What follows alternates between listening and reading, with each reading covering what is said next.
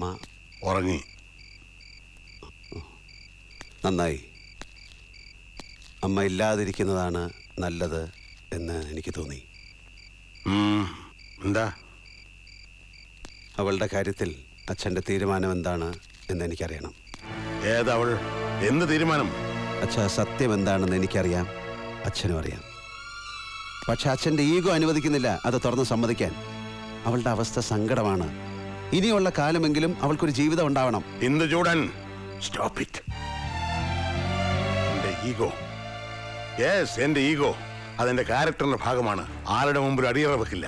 എവിടുന്നോ കയറി വന്നൊരു പ്രോസ്റ്റിറ്റ്യൂട്ടിന്റെ മകള്. അച്ഛാ പ്ലീസ്, അവളെ അംഗീകരിക്കാൻ വയ്യെങ്കിൽ വേണ്ട. ആത്മനിന്ന് തോന്നും ഒരു നാളിൽ ഈ നുണ പറച്ചിൽ കാരണം. അതുണ്ടാവണ്ട. അവൾക്ക് വേണ്ട സംരക്ഷണമാണ്, ഒരു ജീവിതമാണ്. എനിക്കറിയാം അത് കൊടുക്കാൻ.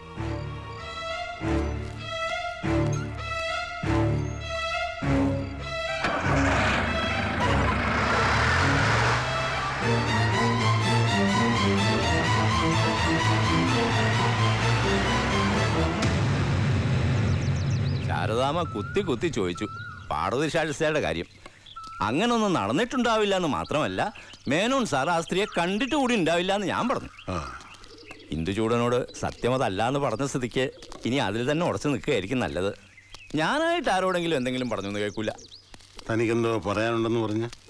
ഉവ്വ്, എൻ്റെ ഇളയ മകളുടെ കല്യാണം അത് ഉറപ്പിച്ചു. നന്ദിനി സാറാ അവൾക്ക് പേരിട്ടത് ഓർമ്മയുണ്ടാവുമോ? ഇന്ത്യയിലൊരു ദമ്പടിയില്ല. സാറ് മനസ്സറിഞ്ഞ് രാമനാരെ സഹായിക്കണം. ഇല്ലാച്ചാ അവൾ പടിയിറങ്ങി പോവില്ല. ഞാൻ ശാരദയോട് പറയാം. 10,000-20,000 വാങ്ങിച്ചോളൂ. അതിന് മേലെ എന്തെങ്കിലും ചെയ്യാൻ പറ്റുമെന്ന് ഞാൻ നോക്കാം എന്ന് വിചാരിച്ച് അതും പ്രതീക്ഷിച്ചിരിക്കരുത്. വേറെ വഴിക്ക് നോക്കണം. വേറെ വഴിയൊന്നുമില്ല. എന്ന് പറഞ്ഞാൽ എനിക്ക് ചില പരിമിതികളൊക്കെ ഇല്ലേ?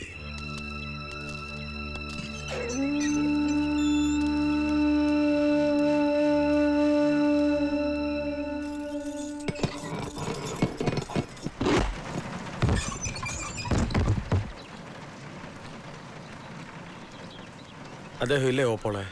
ഉണ്ട്, വാ.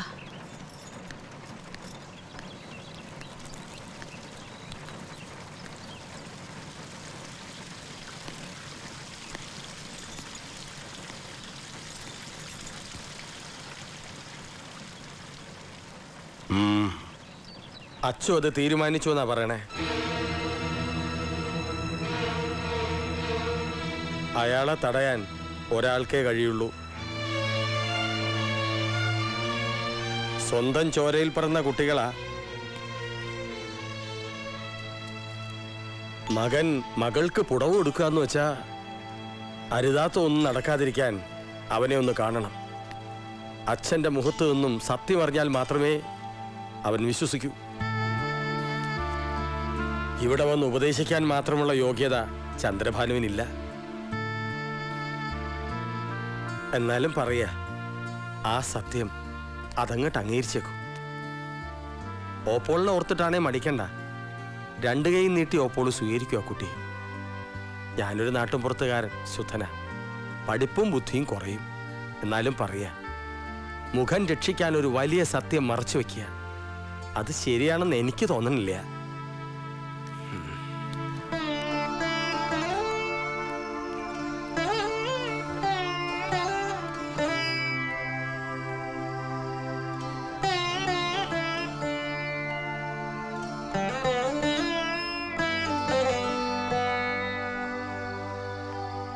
ഹരിശ്രീ ഗണപതായേ നമഃ. അവിഘ്നമസ്തു. മൂർത്തിത്തെ പരികൽപ്പിത ശശകൃതോ വത്മാ പുനജന്മന ആത്മേത്യാത്മഹൃതം കൃതം ച യതഥം ഭർത്താവരാ ജ്യോതിഷം.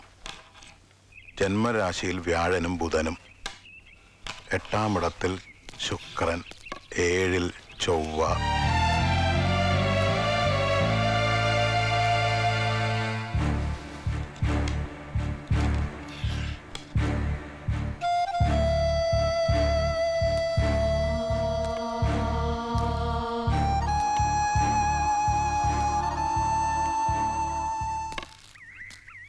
എന്താ ഇന്ദുചൂടന്റെ ഭാവം? അച്ഛന് അറിയോ ആവോ? തിരുവേഗപ്പുറ അപ്പൂട്ടൻ പണിക്കർ. നമസ്കാരം. എന്റെ ചോദ്യത്തിന് ഉത്തരം കിട്ടിയില്ല. ഞാൻ പണിക്കരെ വിളിച്ചു വരുത്തി വിവാഹത്തിന് പറ്റിയൊരു മുഹൂർത്തം നോക്കുകയായിരുന്നു. വെച്ച് താമസിപ്പിക്കണ്ടെന്നാ എന്റെ തീരുമാനം. അവൾക്കും അതാ അഭിപ്രായം. അതൊന്നും നടക്കില്ല, നടക്കാൻ പാടില്ല. എന്തുകൊണ്ട്? അച്ഛൻ പറയൂ, എന്തുകൊണ്ട് പാടില്ല? എനിക്ക് കൺവിൻസിങ് ആവണ ഒരു റീസൺ പറഞ്ഞുതരൂ. എന്നെ ക്രോസ് ക്വസ്റ്റ്യൻ ചെയ്യണ്ട. എന്ത് ധിക്കാരം ആവാന്നായോ? ചങ്കുറപ്പും ധൈര്യവും നിനക്ക് കൂടുതലാണെന്ന് എനിക്കറിയാം. പക്ഷെ നിന്റെ അച്ഛൻ്റെ അടുത്തല്ലത് കാണിക്കേണ്ടത്. ഞാൻ അച്ഛനെ ധിക്കരിക്കുകയല്ല. അച്ഛൻ്റെ ആഗ്രഹങ്ങൾക്കൊത്ത് ജീവിക്കാൻ കഴിഞ്ഞിട്ടില്ലായിരിക്കാം എനിക്ക്. പക്ഷെ മനസ്സിലെന്നും ദൈവങ്ങൾക്കൊപ്പമാണ് ഞാൻ അച്ഛനെ കാണുന്നത്. സത്യം തുറന്നു പറയാൻ, ഒരിക്കൽ പറഞ്ഞു പോയ നുണ തിരുത്തി പറയാൻ അച്ഛൻ തയ്യാറായാൽ എനിക്ക് സ്നേഹവും ആദരവും കൂടുകയുള്ളൂ. It's too much. You are insulting me.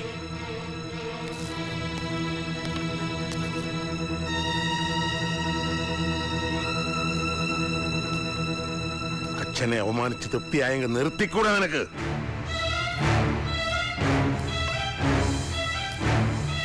പണിക്കരെ മൂപ്പര് ടൈപ്പാ. അതൊന്നും കാര്യാക്കണ്ട. തന തീയതി മുഹൂർത്തം നോക്കാം. ഒന്നങ്ങ് കാരണത്ത് പൊട്ടിക്കും ഞാൻ.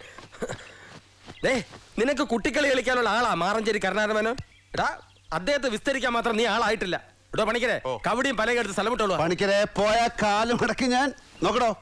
എന്തിന്റെ മുഹൂർത്താ നിനക്ക് പറയണ്ടേ? നിന്റെ ചെറിയ മാമയുടെ 16 അടി എതിർത്തിന്റെയോ? എന്റെ അനിയത്തിയുടെ കല്യാണത്തിന്റെ ഞാൻ നടത്താൻ പോവാ. ഇവൻ ജയകൃഷ്ണൻ, ഇവനാ ചെക്കൻ. എന്താ നിനക്ക് വല്ല വിരോധമുണ്ടോ? അച്ചോട്ടാ, അവളുടെ സമ്മതമൊക്കെ ചോദിച്ചു. അവൾക്ക് ഇഷ്ടക്കേടൊന്നുമില്ല. എന്നാ പിന്നെ ഇവന്റെ സമ്മതം ഇവിടെ ആർക്കും അറിയണ്ട. പണിക്കരെ, നിങ്ങൾ മുഹൂർത്തം നോക്ക്. പണിക്കരെ എന്താടോ മിഴിച്ചു നോക്കണേ? അങ്ങോട്ട് നോക്ക്. ഒന്ന് എളുപ്പം നോക്കി പറയടോ മോനെ ദിനേശ പണിക്കരെ.